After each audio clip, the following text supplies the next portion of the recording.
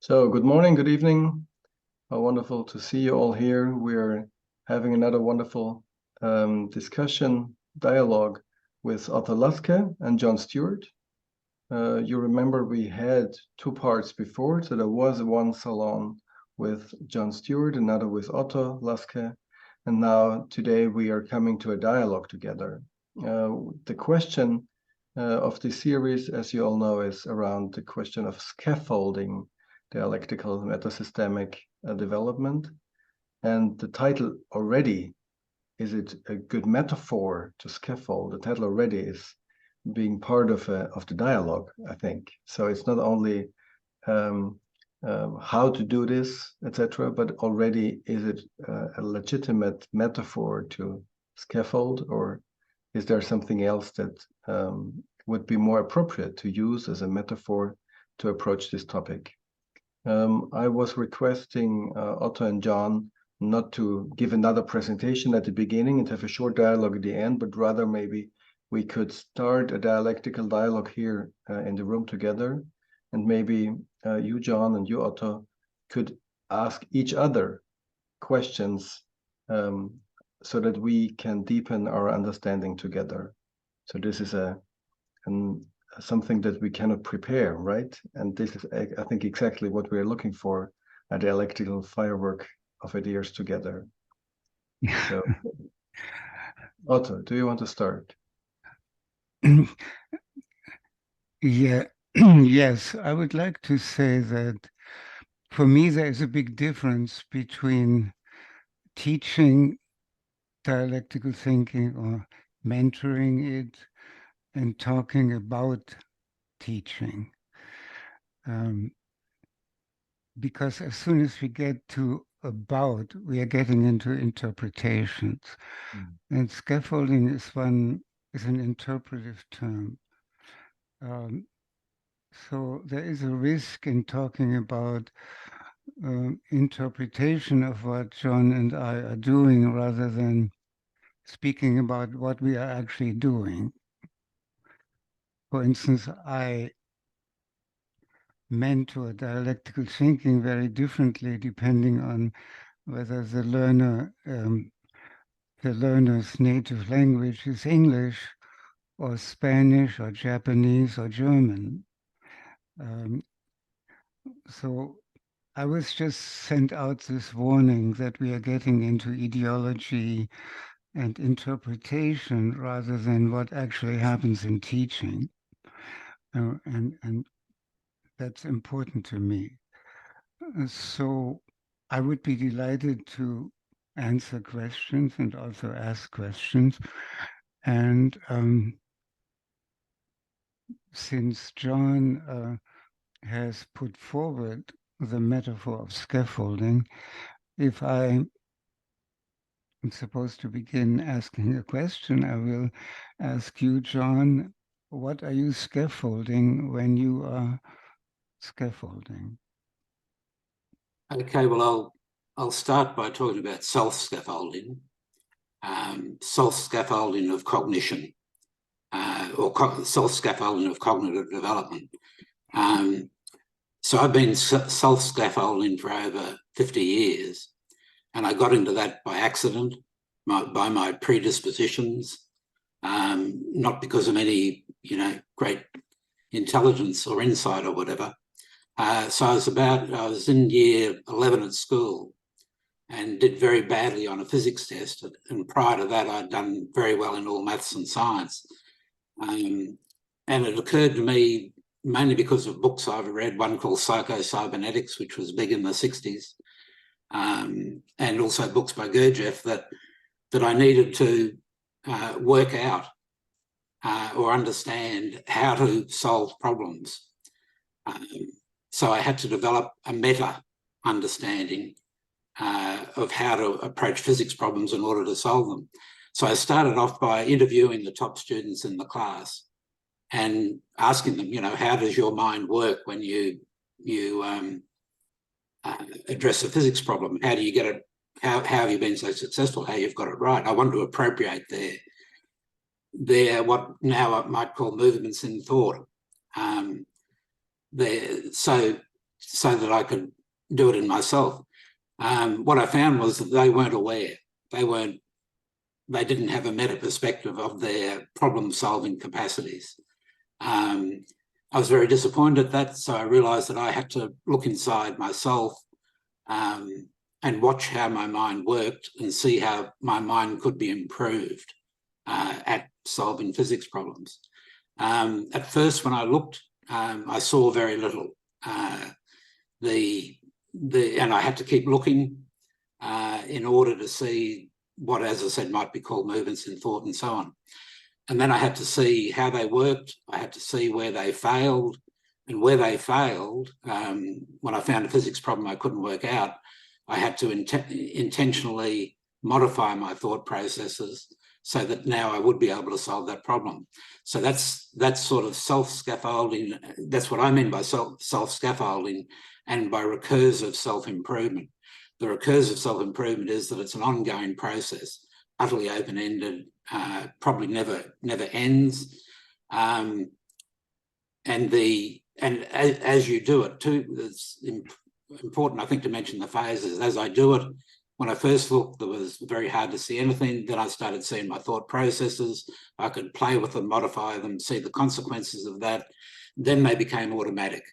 They come up to consciousness and they go down, they become automatic, and like any procedural skill that's overlearnt, so to speak, they become automatic, no longer conscious, they're fluid, and they can be operated quickly. So that self-scaffolding was basically at the analytical rational level. It wasn't, at the metasystemic level. And as a result of that, I found, physics, maths and everything very easy. I went from the middle of the class to the top of the class, and then I was fourth in the state in the public year 12 examinations. And critically importantly for me, it was easy.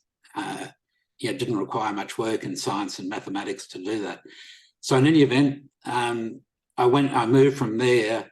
I had always been interested in complex phenomenon, and I had work and I had science challenges in developing a big picture theory of evolution that demanded the understanding of complex phenomenon. So that moved me into the self-scaffolding and the recursive improvement of my models of complex reality. Then in about 2009, I just should mention that gave me intuitive capacities. I didn't have a comprehensive scaffolding system at that time. I had good intuitive capacities and so on.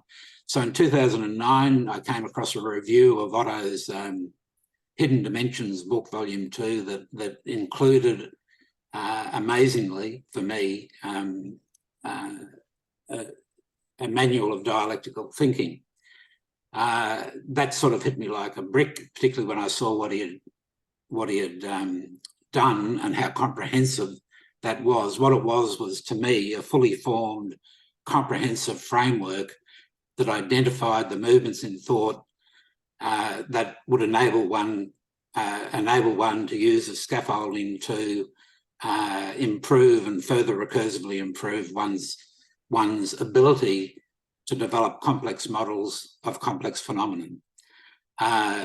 So that was what I had done originally for analytical rational cognition and problem solving. Now I had a comprehensive framework that could work for metasystemic thinking, and by metasystemic thinking I just mean the ability to develop mental models of complex reality and complex phenomenon. I mean it that broadly. And as I said, this development is an open-ended process. So when I saw that, I saw that I'd been thinking of, there's very little complexity thinking in the world, in science, in evolutionary theory, and so on. Very few people have that capacity. I saw that the thought form framework gave a tool to intentionally self-scaffolding in others.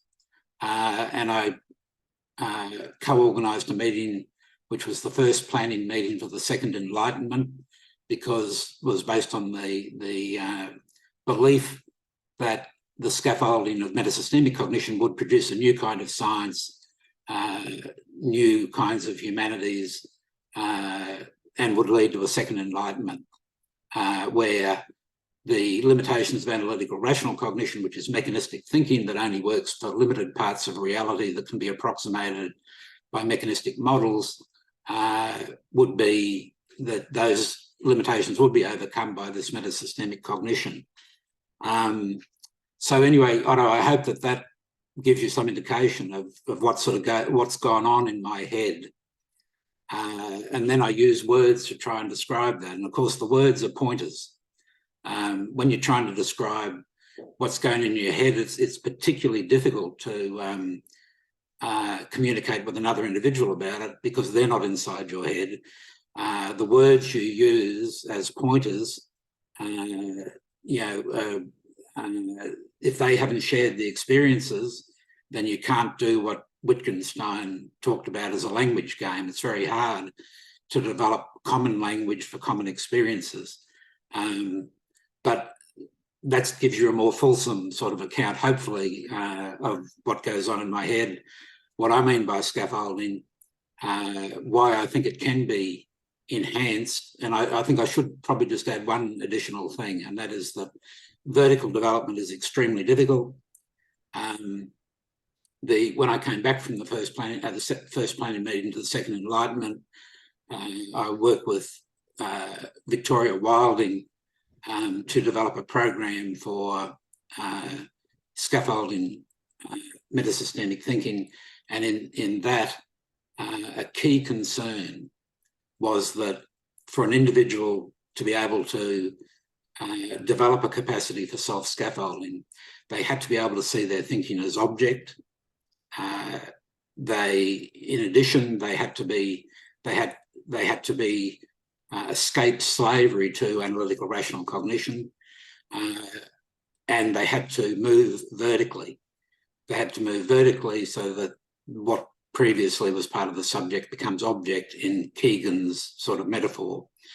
And therefore, the first half of the program was designed to use meditation-like techniques to enable that vertical development, enable the disembedding, enable the construction of a new subject that could then use the thought forms, seeing their use as object in one's own head, seeing the analytical rational cognition and its limitations and so on.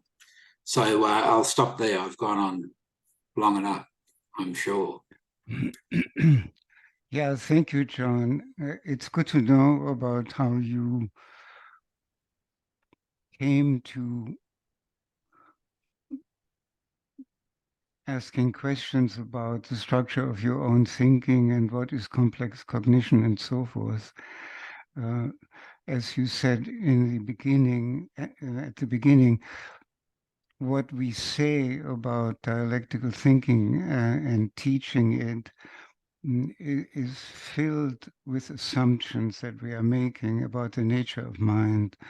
And so it's indeed very difficult to talk. So I would to talk about what we have chosen as a topic. Maybe I could,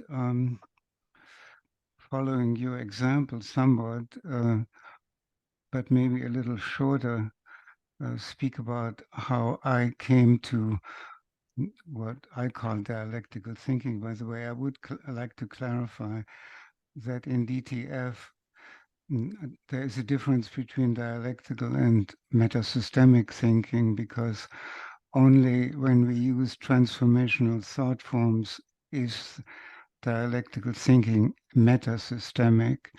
In context, process, relationship, we are not dealing with metasystemic issues, but with systemic issues. That's why I prefer the term dialectical thinking, because most people never get to metasystemic thinking. They never get to using transformational thought forms. But that's just nomenclature. So in response to you, John, I would like to share that I think I learned what we call dialectical thinking here, or metasystemic thinking as you do, had to do with following the text analysis made by two very deep minds working in real time together in a seminar at Frankfurt University. Horkheimer and Adorno would invite people into a Hauptseminar or main seminar in which we would read Hegel, and I did that for about 8 years. And if I think about what that meant today, I would say this, that we were provoked to think about not just Hegel, but how he moved from one thought to another. And as we did that over 2 hours every week for 8 years, of course, we were waking up after 1 or 2 years. It's a long journey to the structure of our own thinking. And even then, when I left the Hauptseminar, of course, I made the mistake to think that I had the world in my pocket. I was a complex thinker. Nothing could, hinder me from doing what I wanted to do. A big mistake. But anyway, I would think what it means to me today is to have been challenged to think about my own movements in thought as a second step away from thinking about Hegel's movements in thought as interpreted by Adorno and Horkheimer in a dialogue. They would dialogue. They would, which meant they would discuss what is the most appropriate interpretation of a movement in thought in Hegel from one sentence to another. And so for me, that kind of thinking became something very personal early on. And in the sense that I thought, of course, I think everybody thinks that nobody thinks like you. You know that you are unique in your thinking, and indeed you are. But since you are thinking in concepts, and most people neither realize that they are thinking, nor that they are thinking in concepts, nor that they are constantly engaged in internal conversations. And that's the main difficulty in mentoring people. They are not aware of being, of thinking. Well, I lost the thought I was going after. So maybe I could say this. For me today, thought forms and are ways of, first of all, making people aware that they are thinking in real time, unceasingly. And I think that awareness is a precondition for them to begin to be interested in thought forms. Because once they have an inkling of their own thinking, which arises from dialogue with others, they can then, having asked, what is the thought form structure of my partner, begin to think of what is the thought form structure of myself as I am in dialogue with somebody, with the other. So obviously, for me at least, dialectic and dialogue are almost identical, because the dialogue that occurs in us is, I should say, I'm thinking of Hannah Arendt's wonderful description of the mind as being an unceasing putting oneself in question. The mind, she says, at incredible speeds, it's the same mind that asks itself questions and answers them. And since this process is so quick, there is no way of understanding actually what is going on. So this duality of the mind, to be the question who be the one that asks questions and answers them at incredible speed, makes it difficult without thought forms, I think, to realize what is going on. And so for me, thought forms have become the most important function I see in thought forms is that they are mind openers. And they are mind openers in a double sense.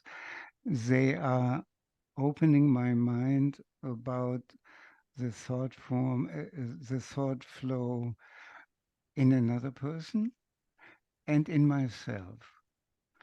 So every thought form is the origin of very, very many different questions you can ask. If we take thought form one, unceasing motion, there's an endless number of questions you can ask somebody about unceasing motion, and you can ask yourself. So that is one function of the mind opener, of the mind opening, that you can ask questions, formulate questions. The other one is that you can listen at a level of depth to others once you master the thought forms, as to what is going on in others' mind. And so these two functions, both of them mind-opening functions, one practiced in listening and one practiced in asking questions, is what I try to bring to life in my teaching. And so listening to each other, or listening by reading a text, for me in my teaching, is as important as being able to ask questions from others and oneself. The two processes really dovetail, the listening and the asking. I think I will stop here. I've tried to point out, not as briefly as I hoped I could, how the germ was, so to speak, put into me to begin questioning my own movements and thought and their structure. But at that time of the Frankfurt School, I didn't have any tools to analytically investigate. And it was only through becoming involved with Basic's and Baska, especially Basic's. I should just say, as to the manual you were finding so important, John, the manual is a total survivor. It was begun to be written in 1978 by a student of Basic's called Michael Bob. And Michael Bob wrote a dissertation that was the manual, the first version of the manual, which never got published. I took over Bob's manual, or Urschrift, in 1999 and made and expanded it. And that became the manual you are now seeing. So it took from 1978 to 2008 for that manual to take its final form. And it could have gone lost. It could have, if I hadn't picked it up, it would have gotten lost. So that's 30 years. Well, anyway, that's a point, historical point.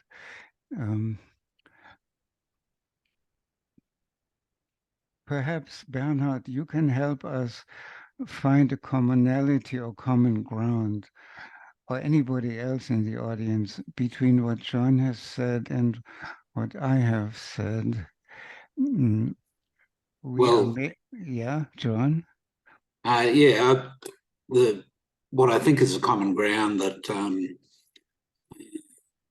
points to the central issue in scaffolding for me is that Yeah. you said that a significant event process in your the seminars of Adorno and so on was that it opened you up to your own thinking. So that began then you working on your own thinking. That enabled you to an extent, I don't know to what extent exactly, but to self-scaffold, to examine your own thinking, to see limitations, and presumably you use your being able to see Hegel's thinking as object to an extent, to improve, to apply that to your own thinking where it was lesser than Hegel, so to speak. So, and then you mentioned further that that in your subsequent experience, yes, it's that becoming aware of your own thinking that's critical, and to use thought forms in that process, and the thought forms enable you to catch hold of these high speed that are going on and so on, which is what I say when I first stumbled onto something like this in year 11 at school. I looked inside and there was nothing there. I interviewed other people. There was nothing there. Nothing to catch hold of, but with persistence. In any event, that seems to me that's the to me that is and was the key issue. How do you open people up to their own thinking?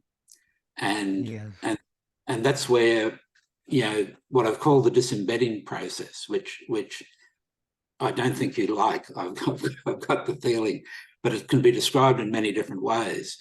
But in essence, that is the purpose of the first half of this program that Victoria Wilding and I worked on. It is to achieve, it's to open people up to their own thinking and feeling, basically to see it as object. So, the Keegan model. Sorry. Please don't worry whether I like it or not. It's not important. No, but I throw it in there. Yeah, just because if you don't like stuff, then I'm quite happy. No, it's not about liking. It's about, I think, for me, it would be about the assumptions made if we use terms like disembedding and scaffolding, but we don't have time for that here. Right. Right.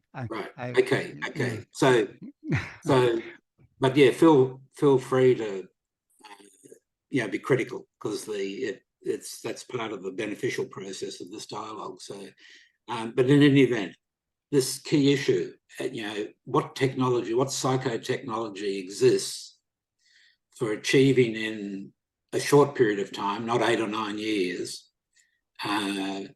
this opening oneself up to one's own thinking, being able to see it as object and so on. Yes.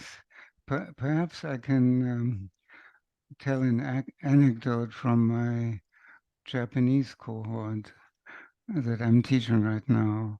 So there we work in a second language, and whatever we do or the materials I use in that class, I ask the members of the cohort to translate into Japanese and to work in their native language.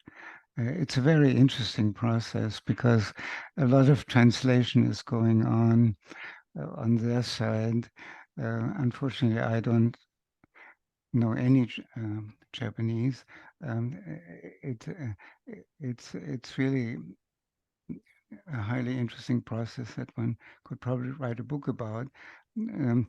I want to just tell this story that what happened. Initially, these people, as all the students I've taught, were not aware of their own internal conversations. And that is, for me, the greatest difficulty in starting. And in that sense, there is nothing to disembed, except to disembed them from their not knowing that they are constantly and unceasingly involved in their own thinking. So that I indeed try to disembed them from. And for 4 weeks, I didn't think that I made any impression on these Japanese minds in terms of what dialectical thinking is. It is only, I think the Japanese are very dutiful students.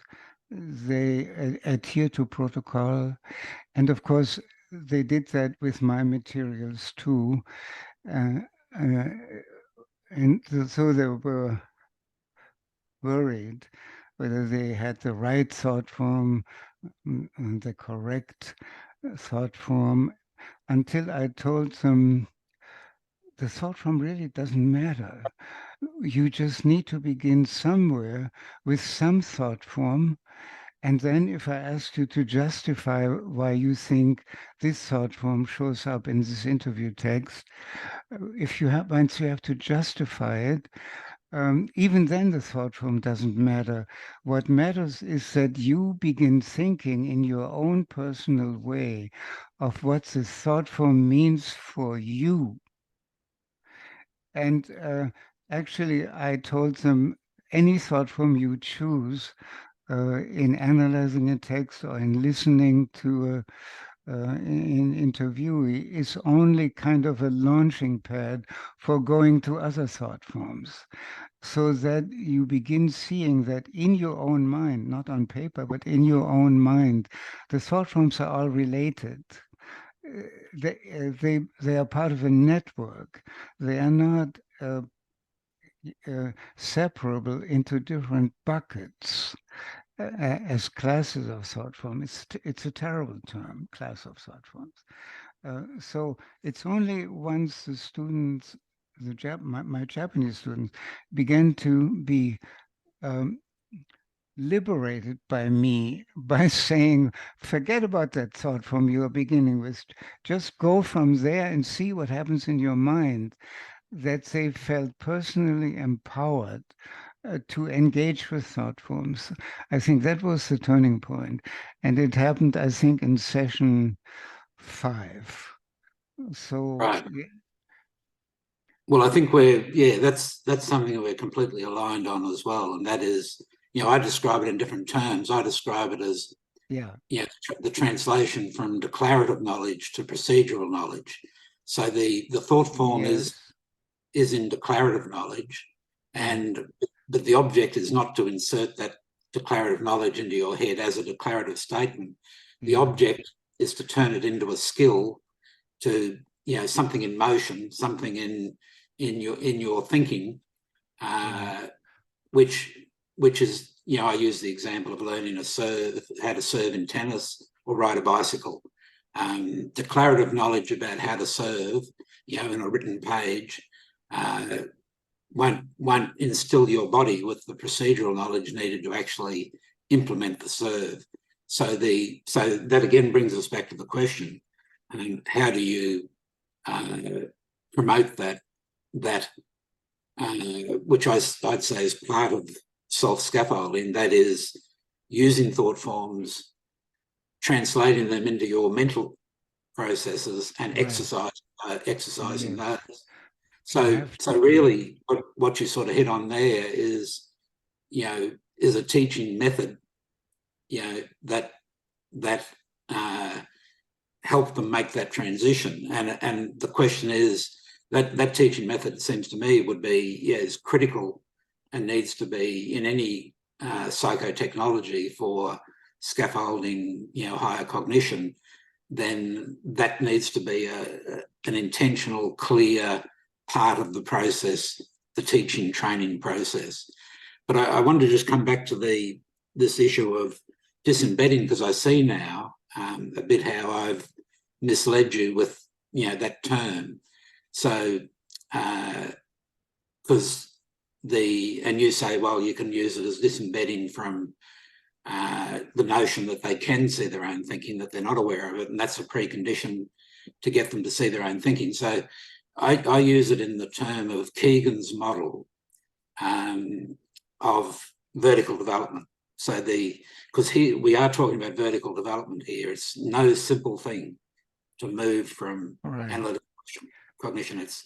So how do you, so his model of vertical development, and he doesn't have a mechanism for it. He doesn't have in all his, what I've looked at, he doesn't have a psychotechnology for it. No. The Keegan's model is simply that vertical development consists of that what is part of the subject at one level and that therefore you are not aware of becomes object to a new subject at the higher level. And where that's relevant to vertical cognitive development, just as it's relevant to vertical social emotional development, is that you need, if you were to train that shift, you would need a psychotechnology, so to speak, that created a new higher level subject to which the previous level was object. And that's the opening up to one's own thinking that I talk about. And that's where I use the term, the word disembedding, but it's not a technical term or anything else. So that's what I'm getting at. That's what I'm pointing to. Yeah, it strikes me, John, that this process by which people become aware of their own internal workplace and internal process happens in two different forms that are, of course, related. One is social emotional and the other is cognitive. Because in the sense that as you mature social emotionally in your meaning making, you are increasingly becoming aware of the structure of your own meaning making process, which is no different from what happens in the cognitive domain. And so the structure of both processes is very similar. In addition, I would think that what is going on in social emotional development is already cognitive, except that the thought form structure of this increasing depth of meaning making is not is something the person is not aware of. So there is an intrinsic relationship between the two ways of disembedding, if you want, and I think that's important for understanding vertical development. Yeah. I think, John, that you and I agree on one thing, and please correct me if that's not so in your mind, that initially thought forms are a kind of foreign object that one has to make one's own in order to see the reason for using them or the benefit they bestow on you as you use them. They are foreign objects in the sense that they are just concepts as any other concept. They are high-level concepts which can be articulated by very many different concepts. For instance, thought form one, unceasing emotion, is a concept, but in my sense, it's a high-level concept because you can render it in many, many different ways. You can articulate it in many, many different ways. Now, so initially, it is an object that one has, that the learner has to make his own.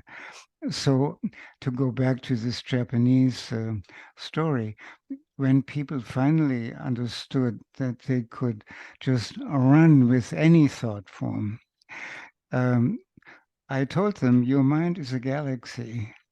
And you can go from one star in that galaxy to another, and it's no different in the network of dialectical thought forms. They form a network, they form a galaxy, so you can jump from one thought form to the other. And you do it in your very personal way, depending on your level of vertical development, your psychic system, and your life history, and so forth. Yeah, so I agree that, yes, we're totally on the same track there, that it's about that. I loved your metaphor that the thought forms are a foreign object. They're foreign to the skill part of the mind.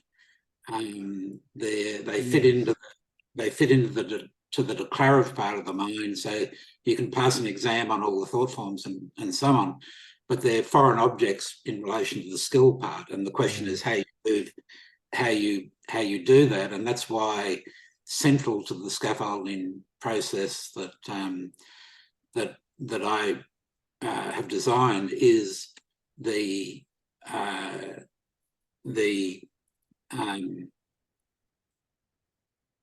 that it centrally involves the practice of building complex mental models. So it's all about practicing, implementing, moving from the thought forms as foreign objects to skills that are part of a meta model, a skill meta model that is then applied to develop understandings of complex phenomena, for particular purposes. Yes. And so on. I have to say I don't like the term skills. For me, dialectical think it's not a skill set. It's more of a personal stance in encountering the world.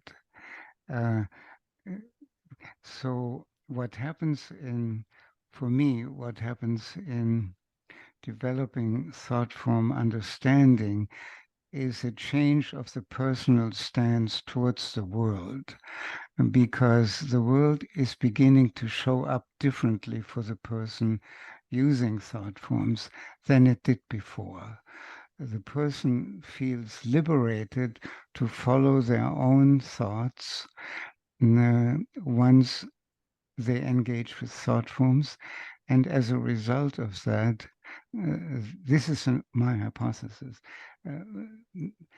the world, beginning with the social world, shows up very differently. That means you listen to those around you who speak to you differently. That's, of course, also the case when you learn about stages of social emotional development. You begin to ask yourself, is my boss talking to me from level 3 or level 4? Is this 3/4 or is it 4(3)? That's what I teach in social emotional um, um, cohorts. So it's very similar, social emotional and cognitive. Yeah. And for me, to just wrap this up, for me, the important thing is that I can bring people to a point where they realize that the world will show up according to how they think about it. That how the world shows up for them is entirely in their hands, so to speak. Well, that's was behind the notion that I outlined, that the emergence and spread of metasystemic thinking throughout humanity will lead to a second enlightenment. It'll entail a new science. People will do the world differently. They'll see different phenomena and so on than someone at, say, the analytical rational level. Just coming back to this critical issue of moving vertically, you raised the issue of social emotional as well as cognitive development, and pointed out that in both those vertical moves, it's necessary for the individual to, what I would say, disembed from the previous level and see it as object. So seeing it as object is the Keegan notion. And the social emotionally, in the first half of the program that Victoria Wilding and I developed, it involves meditation-like practices that engage, that involve practicing disengaging from feelings and emotions and being able to see them as object. It's not suppressing them or anything. They're actually seen and understood more clearly, and their importance is able to be seen more clearly and taken advantage of. But that transition where they are now seen as object leads to what Keegan described very aptly as moving from a state in which emotions have you to one in which you have emotions. Now, cognitively, it's also very apt. It's also very apt because, and this is, you know, to me, the reason why a psychotechnology is needed to scaffold vertical development in relation to cognition, because the individual needs to move from a circumstance in which analytical rational thinking has them to being a person who has analytical rational cognition and can use it as a tool and embed it in a wider framework and so on of metasystemic thinking. So so I emphasize again that, yeah, Keegan was very good at aptly describing this vertical process in my view, but he didn't have a technology for actually achieving it. And that's that's a major interest to me, because it's the key leverage. Yes. And so he was, in my view, Keegan was actually trying to reduce development, cognitive development to social emotional development, which is absurd. Yeah. So where are we? I think we agree, John, that what we are doing when we help people make thought forms their own is we are changing the frame of reference from which they construct the world, both social, emotionally, and cognitively, I think. So I would always link the two ways of disembedding, as you say. Yeah. What have we not talked about and should have talked about? What's absent? What has remained absent? Just nominate a thought form we haven't covered.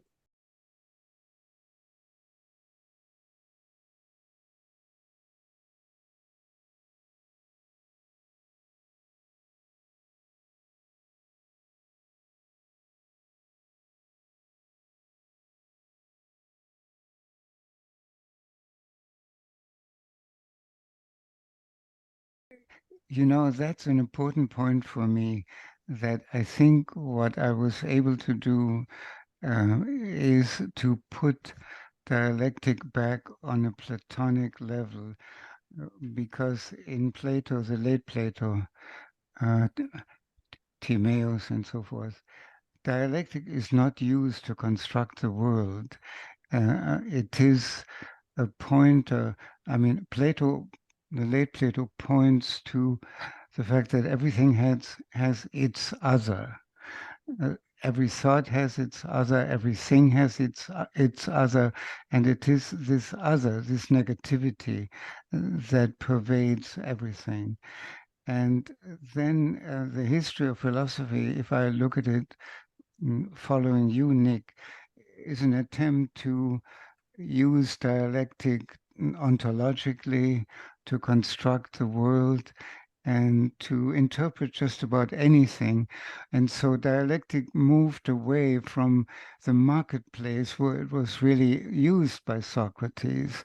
He used it to question people regarding the use they made of a certain concept, like love or the good and so forth.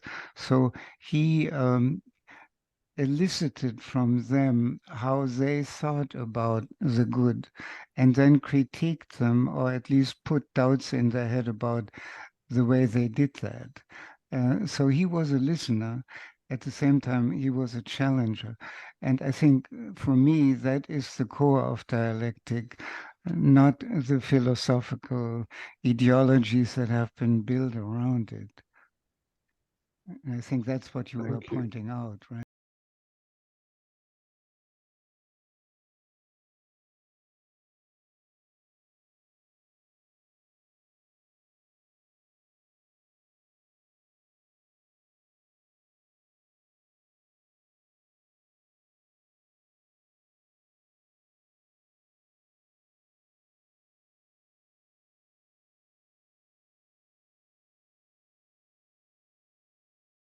I think we are speaking from a point of view of human exceptionalism when we think that thinking people's changing people's thinking will save the world. And that's a risky position to have. Yeah, in my last lecture, I distinguished between a psychic system and the reflexive system, meaning by the latter the link between social, emotional, and cognitive. And so, you know, we should entertain some doubts regarding our assumption that thinking will save us. But to the extent that I mean, maybe it's the amoeba that doesn't think that will survive and humanity will not survive, right? So we know that logical thinking will not make us survive, but we are not sure whether dialectical or metasystemic thinking will let us survive either, or as Lawrence Wallersheim would say, at least half of humanity by 2050, to be concrete. So, yes, what research program? Nick, do you mean research program beyond the one that we know about and have been part of, geared to understanding cognitive development? No. What research program do you actually mean?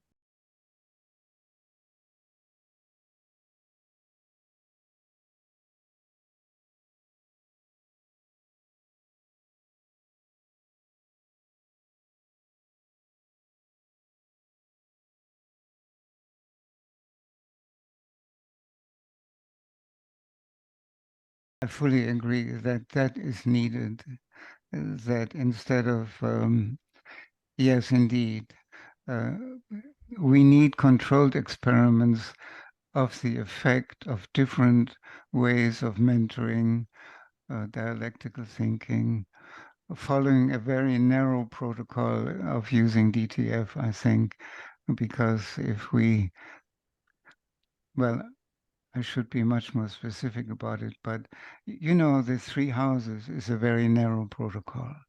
And it's meant to keep anecdotal data out of the interview, not to make interviewing simple, but to keep anecdotal subject matter out of the interview. And I think something like that, something like an economic constraining device in those experiments is needed to compare different teaching methods and their result on people over a year, over 2 years, and so forth. I fully agree. At this point, universities don't even teach dialectical thinking, and so it's kind of bizarre to think that they would undertake experimental programs in dialectical thinking, but maybe that's the way to go. I don't know. I mean, I have made experiments in different teaching methods regarding dialectical thinking for over 20 years now, but they have remained personal. They have not been explicit. The assessments I've made are not, have not become subjects of research.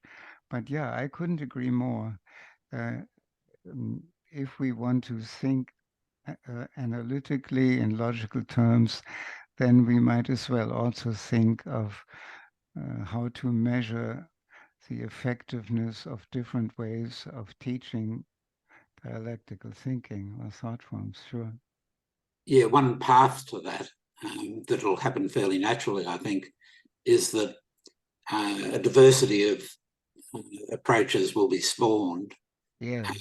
Scaffolding dialectical thinking, and that's what I see part of this series of salons is about. You know, I mean, hopefully it has ripple effects where it inspires people to go and develop their own schemes and enter the marketplace and offer them, to make a living out of and so on. And then academia can come in and it'll have 3 or 4 different methods that have grown up naturally, and it can compare them and have a control group and so on. So I'd say that's where it goes. the great problem in academia is that any hierarchical ranking system, that ranks people in cognitive levels tends to be offensive to postmodernist sensibilities. So that's that's retarded development in adult development in general, despite the fact of its enormous importance. Just on the issue of your first question, which was about the importance of metasystemic dialectical thinking. I come from a science background, which is, it's probably come from a left brain dominant perspective rather than right brain. And I saw in science, particularly in evolutionary theory, which is what my great interest has been in, I saw that analytical rational science, or even to an extent, if you look at behaviorism, concrete operations science, held sway, and it's ineffective at understanding complex phenomena, and to a large extent gives rise to the difference between science and the humanities. So I've always had my mind, since I started scaffolding, self-scaffolding at a young age, I've always had in mind the goal of expanding science with a higher level of cognition that can adequately model complex phenomena, because existing science can't. And it seems to me that the great problems that confront the world today, including the variations on the tragedy of the commons, which drives our economic systems to in turn drive the destruction of the planet and possible ending of civilization, that those problems are highly complex phenomenon, can't be understood without metasystemic cognition, and strategies for dealing with them can't be understood without metasystemic cognition. So I do see it as absolutely central to the evolutionary and human project, on this planet. That's a good belief system to have. Yeah, it could lead somewhere. But it is a belief system. Yeah. Yeah, I understand.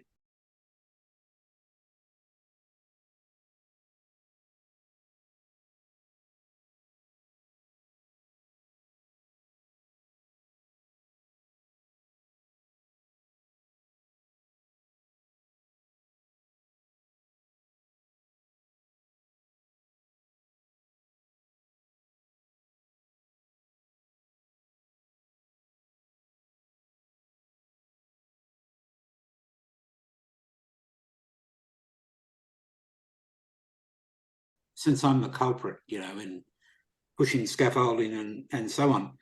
Yeah, I mean, I use very analytical, rational language in describing, what we're talking about here. And basically I do, because that's the level that, the majority of people are at in the world. And if you want to communicate with them, you have to do it to a certain extent. Additionally, it's very hard to actually translate mental models of complex phenomena into linear language. I've always found that where I recognise a metasystemic thinking and read their books, then I can't get their models from the words on the page. I have to put the book aside. When I read, for example, Otto's Hidden Dimensions book, it took me probably months to get through it, because I'd read a paragraph and then reflect on it and so on, and have that space that you're talking about, because I had to build my own models from the linear writing.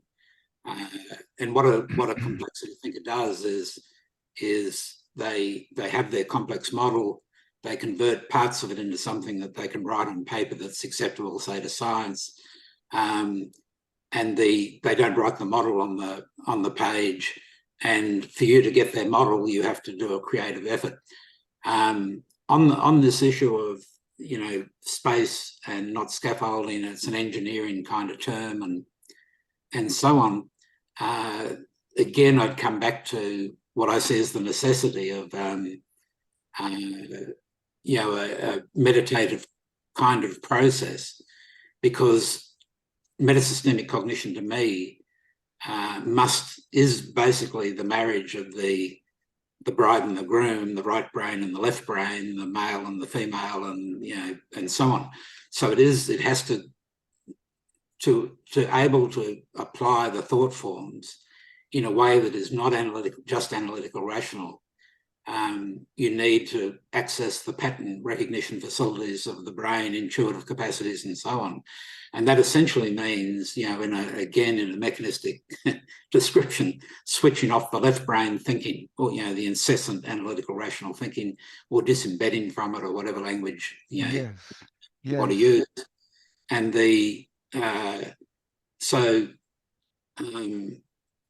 sorry, I just lost my train of thought with it.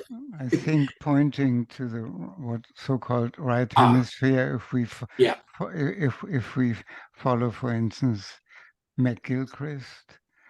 So that's what I was going to just finish up by saying. That is for me also a very important notion of what dialectical thinking is able to do.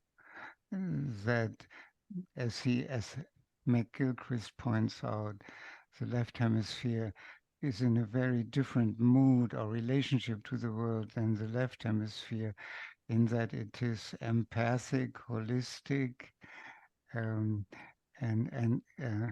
systemic in some sense, although not in the linguistic sense of the left hemisphere. And as Adorno always said, concepts are unable in the end to render the richness of what they are describing. Let's take the term dahlia. Dahlia is a flower, and this flower is very different whether we look at it as something we want to sell, or something we want to grow, or something we want to cut, or something we want to study. It is never the same dahlia. And I think dialectical thinking in terms of thought forms allows us to look at an object like dahlia from all these different points of view. And so in that sense, we can, using thought forms, demolish a concept like dahlia, showing that it has so many different perspectives or dimensions, and we can go into all of them. So we are opening up. We are not just opening up the mind, we are opening up the object world. What we see, it seems to me. And that's what I also implied when I spoke of a dialectical thinker adopting a different stance towards the world. So just coming back to that, because I agree, Otto, completely with what you're saying. Again, I'm always looking for I'll call it a psychotechnology rather than a scaffolding strategy, but again, analytical rational terms. But the issue is what gives us access to the right brain, because that's the McGilchrist, like Keegan, doesn't have a method for accessing right brain. So, we need to integrate right and left brain to do metasystemic thinking, and for lots of other useful purposes. What's the technology for achieving that? That's why I use the term disembedding from. Am I pointing to my number? Disembedding from my left brain is the technology for achieving that. Are appropriately structured meditative practices, because they switch off the left brain. That's experienced as peace and silence, and out of that silence, out of that space, comes the essential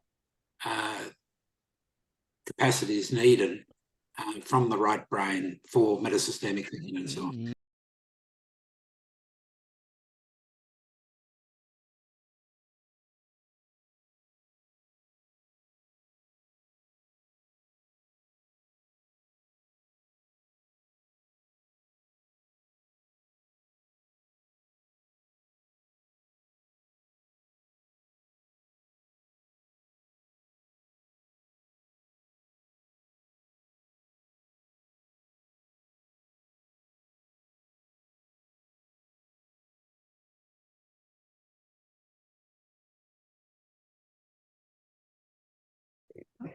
I think also that children have an intuitive understanding of the wholeness of the world, and we are driving that out of them through schooling them. There's no doubt about that. I mean, in a way, dialectical thinking, I have somewhere described it as an attempt to reconstruct life and thought. And that life is already with us as children, but you know, we are moving from earlier heaven to later heaven, to speak in terms of the Chinese. And although we have a chance to return to earlier heaven once we have done our job in society, not everybody does that, takes that journey back.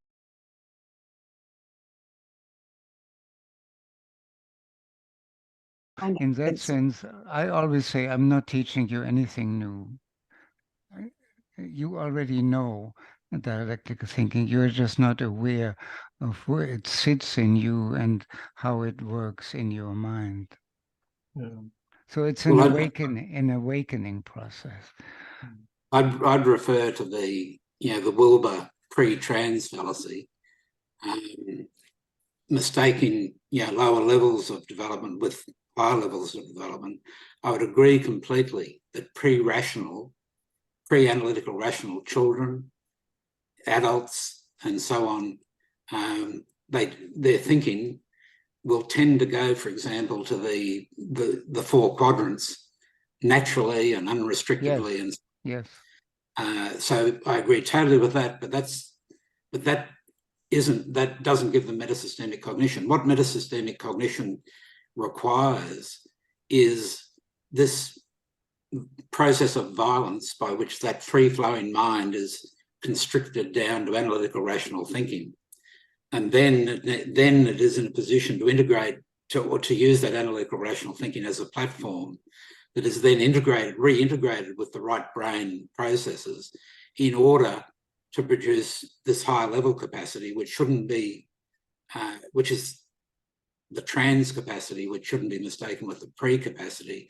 And what distinguishes it, what utterly distinguishes it from, say, children or pre-rational thinking or indigenous thinking or whatever, is that it is able to build rigorous models of complex phenomenon as they evolve through time, and use those, for example, to understand societies, how they're organised, and what sort of interventions in societies can change the way those societies unfold, including by, for example, stopping the headlong rush to destruction that's driven by our current economic system and the way it's arranged. You need complex mental models to be able to understand how our economic system is driving us to destruction, even where there are corporations or people within corporations that are well-intentioned and have good outcomes. The dynamics of the system in which they're embedded prevent them from doing that and drive destruction. And that's to me the great value of rigorous metasystemic cognition. Wonderful. Thank you very much to Otto, to John, for starting this rich dialogue, and thank you to the other participants for widening it and bringing in new perspectives. This is what I was hoping for, that we do not just add one thought to the other, but that we have a kind of bringing something together that together is more complete than the parts. My personal metaphor again and again comes from gardening. So we have, and today I was thinking about seeds. So if there is no seed, we can water it, and we can put soil to it, and nothing will grow. But the moment there is a seed there, something can grow. But if the seed doesn't have the right circumstances, it won't grow either. So the seed grows by itself. I cannot force a seed to grow, but I can enable circumstances. And maybe the circumstance is listening 8 years to a perfect dialogue, a dialectic, or maybe it's something else that is the perfect circumstance, or maybe it's the space that we are giving people and the listening and the warm, appreciative atmosphere, or if it's just an intriguing improvisation space that is sparking Yes. and unfolding what is already there. So I'm very grateful for this conversation. Thank you very much. It is a Please, Otto. journey. It is a journey to Mm. which we are inviting people. Yes. Yes. Thank Yes. you all. Thank you for staying up so late. Beautiful. I'm looking forward to having follow-up conversations. We are planning a salon in December where I will share my attempts on using artificial intelligence. And now I don't call it as a coach, but rather as a sparring partner for dialectical dialogue. And we are looking forward to more events in December and then in January. So I'm very grateful to you, Otto, to John, and to the others for enabling this rich field of dialogue. Thank you. Goodbye. Good night. Good night.